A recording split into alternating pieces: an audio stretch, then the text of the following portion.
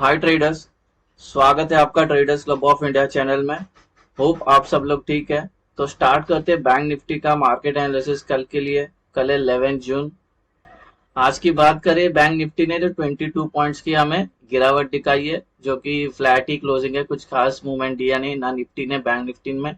आज तो pure option seller का दिन था, ऑप्शन सेलर ने अच्छा कमाया होगा। ठीक है, तो हालांकि अभी थोड़ा सा प्राइस एक्शन देखते हैं कल के लिए क्या हो सकता है। ये हम अच्छा खासा कंसोलिडेट किए। अगर इसके नीचे ही बनी रहती है मार्केट और कोई नेगेटिव अच्छा खासा पैटर्न दिखता है तो शॉर्ट करना है। यहाँ से शॉर्ट करना। पहला टारगेट होगा 49,500। अगर ये ब्रेक होता है ये वाला लेवल तो एक अच्छा खासा ये एक स्विंग ब्रेक होगा और फिर नीचे तक की हमें 49,000 तक की गिरावट देखने मिल सकती है। अगर ये ब्रेक होता है तो और नीचे 48,500 का गिरावट देखने मिल सकती है। ऊपर हमें स्ट्रेंथ देखने मिलेगी 50,100 पे। ठीक है, इसके ऊपर और इधर कोई सस्टेन करके वाई भी पॉजिटिव है और प्राइस एक्शन पॉजिटिव है तो यहाँ पे हम बाई कर सकते हैं ऊपर के टारगेट के लिए 50,100। अगर ये सस्टेन कर लेती है तो ऊपर हमें नया ऑल टाइम हाई फिर से देखने मिलेगा जो 50,600 तक हमें देखने मिल सकता है। अभी हमारे सेटअप पे आगे 5 मिनट टाइम फ्रेम पे सेटअप डिस्कस करने से पहले आपसे रिक्वेस्ट करता हूँ, अगर आप चैनल पर नए हो तो प्लीज चैनल को सब्सक्राइब करना और बेल आइकन को हिट करना, जिससे मेरी सारी वीडियोस की नोटिफिकेशन आपको समय पे मिलते रहे। हमारा न्यूट्रल पॉइंट है, नॉन ट्रेडिंग जोन है, वाइड रेंज न्यूट्रल पॉइंट है, हालांकि एसेंडिंग है। ठीक है, और ये नॉन ट्रेडिंग जोन की जो वैल्यू होगी वो है 49,833 से लेके 49,960। रेजिस्टेंस लेवल डिस्कस करते हैं।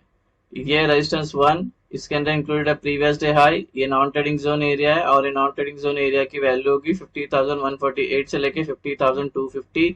रेजिस्टेंस 2, नॉन ट्रेडिंग जोन, ये नॉन ट्रेडिंग जोन की वैल्यू होगी 50,413 से लेके 50,519। रेजिस्टेंस 3, नॉन ट्रेडिंग जोन, ये नॉन ट्रेडिंग जोन की वैल्यू होगी 50,678 से लेके 50,783। रेजिस्टेंस 4, नॉन ट्रेडिंग जोन, ये नॉन ट्रेडिंग जोन की वैल्यू होगी 50,973 से लेके 51,079। रेजिस्टेंस 5, नॉन ट्रेडिंग जोन, ये नॉन ट्रेडिंग जोन की वैल्यू होगी 51,250 से लेके 51,355। सपोर्ट लेवल, ये सपोर्ट 1, इसके अंदर इंक्लूडेड है प्रीवियस लो। ये नॉन ट्रेडिंग जोन एरिया है और ये नॉन ट्रेडिंग जोन एरिया की वैल्यू होगी 49,550 से लेके 49,689। सपोर्ट 2, नॉन ट्रेडिंग जोन, ये नॉन ट्रेडिंग जोन की वैल्यू होगी 49,300 से लेके 49,393। सपोर्ट 3, नॉन ट्रेडिंग जोन, ये नॉन ट्रेडिंग जोन की वैल्यू होगी 49,045 से लेके 49,145। सपोर्ट 4, नॉन ट्रेडिंग जोन, ये नॉन ट्रेडिंग जोन की वैल्यू होगी 48,818 से लेके 48,910। सपोर्ट 5, नॉन ट्रेडिंग जोन, ये नॉन ट्रेडिंग जोन की वैल्यू होगी 48,560 से लेके 48,661। सपोर्ट, रेजिस्टेंस और न्यूट्रल पॉइंट के रेंज डिस्कस हो गया। कोई रेंज अगर समझ में नहीं आई तो वीडियो को पॉज करके वो रेंज आपके चार्ट पे प्लॉट करके लेना। अभी हम एंट्री और एग्जिट मार्क करते हैं। होगी कल की हमारी एंट्री और एग्जिट। जब नॉन ट्रेडिंग जोन मार्क हो जाएगा तो उसके अपर साइड में ग्रीन एरोज मार्क करना, उसके लोअर साइड में रेड एरोज मार्क करना, जिससे आपको एंट्री और एग्जिट आसानी से समझ में आएगी। ग्रीन का मतलब हमें बाय करना है, लॉन्ग होना है, रेड का मतलब हमें सेल करना है, शॉर्ट होना है। अभी थोड़ा ध्यान से सुनना। सेटअप में दो इंपॉर्टेंट रूल है ट्रेड में एंटर करने से पहले। पहला रूल क्या है और दूसरा रूल क्या है, थोड़ा ध्यान से सुनना। पहला रूल है प्राइस को नॉन ट्रेडिंग जोन में होनी चाहिए। अभी एनटीजी बोले नॉन ट्रेडिंग जोन, आपको सारे लेवल्स में दिखेंगे नॉन ट्रेडिंग जोन। ठीक है, अगर वो नॉन ट्रेडिंग जोन में है, ठीक है, तो उसको वहां पे 15 मिनट एटलीस्ट सस्टेन करना चाहिए। 15 मिनट के ऊपर कितने घंटे भी रहेगी तो भी चलेगी। उसके बाद सस्टेन करने के बाद वो जिस साइड का ब्रेकआउट करती है, अप साइड या डाउन साइड का, उस साइड का हमारा ट्रेड बन सकता है। और जब ये दोनों रूल मेट होने के बाद जब ऊपर के साइड में ब्रेकआउट आएगा या नीचे के साइड में ब्रेक डाउन आएगा तो फिर हमारी क्या आती है, एंट्रीज आती है। तो एंट्रीज जब करोगे तो एंट्री दो है, एक है सेफ एंट्री होगी और एक होगी एग्रेसिव एंट्री।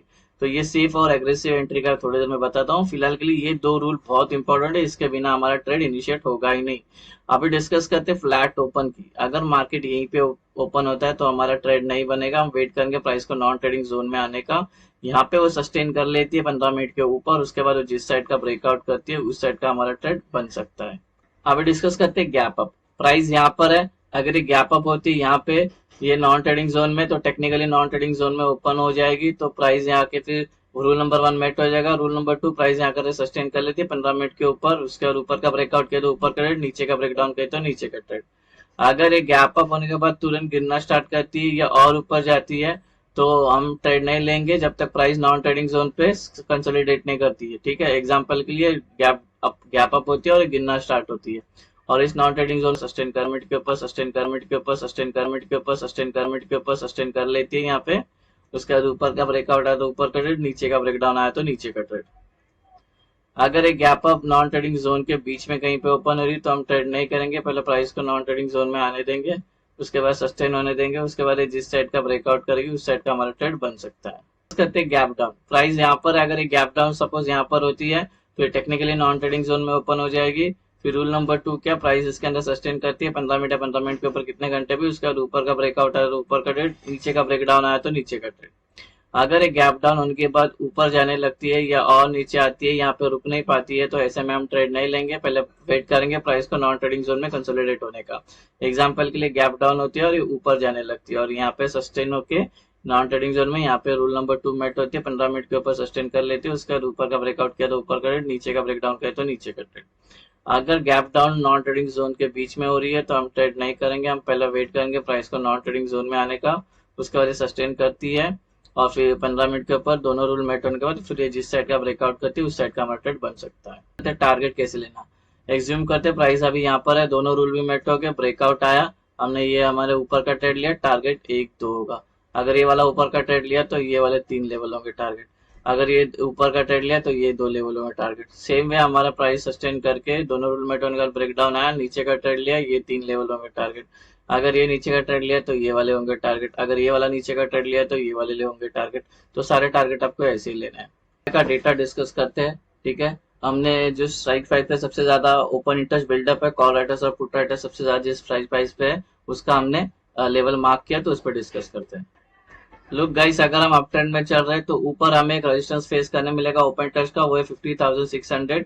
इसको लग के प्राइस नीचे आ सकती है, ट्रेंड चेंज हो सकता है, बिकॉज यहाँ पे कॉल राइटर्स के ओआई ओपन इंटरेस्ट सबसे ज्यादा है, यहाँ पर सेलर बैठे हुए, ठीक है। इसको लग के प्राइस नीचे आ सकती है, तो यहाँ पे जब सस्टेन करके ब्रेकआउट करेगी तो सेफ एंट्री के लिए जाओगे तो अच्छा होगा, एग्रेसिव में जाओगे तो फिर से अंदर आ सकती है क्योंकि ये स्ट्रॉन्ग रेजिस्टेंस है। अगर हम डाउन ट्रेंड में चल रहे हैं तो नीचे हमें एक सपोर्ट देखने मिलेगा 49,000 का, ठीक है। इसको लग के प्राइस ऊपर आ सकती है, ट्रेंड चेंज हो सकता है, बिकॉज यहाँ पे पुट राइटर्स के ओआई सबसे ज्यादा है, यहाँ पर बायर्स बैठे हुए हैं, ठीक है। तो यहाँ पे भी अगर सस्टेन करने के बाद दोनों रूल मेट होने का ब्रेकआउट आता है तो सेफ एंट्री के लिए जाओगे तो अच्छा होगा, एग्रेसिव एंट्री में ये अंदर आ सकती है इसको लग के, ठीक है। पीसीआर चल रहा है 0.6 काफी नेगेटिव होता है, ठीक है। तो ये बेरिश मूवमेंट, ये बेरिश इंडिकेट करता है पीसीआर, ठीक है। और थोड़ा सा इंट्राडे में प्राइस एक्शन देखने गया तो अभी थोड़ी देर पहले स्टार्ट में वीडियो में बताया था प्राइस एक्शन थोड़ा सा वीक है, ठीक है, इंट्राडे में। और ये कल अगर गैप डाउन होती है तो 0.5 पहुंच जाएगी, तो उसके बाद एक करेक्शन आ सकता है, उसके बाद डिसाइड करेगी इसको और ऊपर जाना है, साइड में रहना है या नीचे रहना है, क्योंकि ये ऑलरेडी 0.56 है, तो गैप डाउन होती है तो काफी ये जीरो ओवरसोल्ड जोन में चली जा सकती है। अभी डिस्कस करते हैं सेफ एंट्री। सेफ एंट्री कैसे होगी, अगर हमारे दोनों रूल मेट होते हैं सपोज और ये ब्रेकआउट आया तो ब्रेकआउट वाली कैंडल छोड़ के नेक्स्ट जो 3 कैंडल बननी चाहिए, ग्रीन बननी चाहिए, साइज कोई भी चलेगा, उसके बाद जब एंटर करेंगे तो हमारी ये सेफ बुलिश एंट्री होगी। सेम वे दोनों रूल मेट होने के बाद ब्रेक डाउन आता है, ब्रेक डाउन वाली कैंडल छोड़ के नेक्स्ट जो 3 कैंडल बननी चाहिए रेड बननी चाहिए, तीनों कंटिन्यू रेड बननी चाहिए, साइज कोई भी चलेगा, उसके बाद जब एंट्री करते हैं तो बेरिश सेफ एंट्री होती है। एग्रेसिव एंट्री कैसे लेना, एज्यूम करते प्राइस यहाँ पर है, दोनों रूल मेट हो गया और ब्रेकआउट आया, तो ब्रेकआउट वाली कैंडल छोड़ के नेक्स्ट जो कैंडल बननी चाहिए ग्रीन बननी चाहिए, साइज कोई भी चलेगी, लेकिन नॉन ट्रेडिंग जोन को टच नहीं होना चाहिए, उसका विक भी टच नहीं होना चाहिए, उसके बाद जब एंट्री करो तो एग्रेसिव बुलिश एंट्री हो जाएगी। सेम वे दोनों रूल मेट होने के बाद जब ये नीचे ब्रेकडाउन आती है तो ये ब्रेकडाउन वाली कैंडल छोड़ के नेक्स्ट जो कैंडल बननी चाहिए रेड बननी चाहिए, साइज कोई भी चलेगी, उसके बाद जब एंट्री करेंगे तो ये हमारी बेरिश एग्रेसिव एंट्री होगी, इसको टच नहीं होना चाहिए नॉन ट्रेडिंग जोन को, ये कैंडल, ठीक है। तो ये एग्रेसिव और ये बेरिश एंट्री तो हो गई, ठीक है गाइस। ये बन गया हमारा कल का इंट्राडे सेटअप। होप आपको ये सेटअप पसंद आया तो वीडियो को लाइक शेयर सब्सक्राइब जरूर करना। Thank you very much.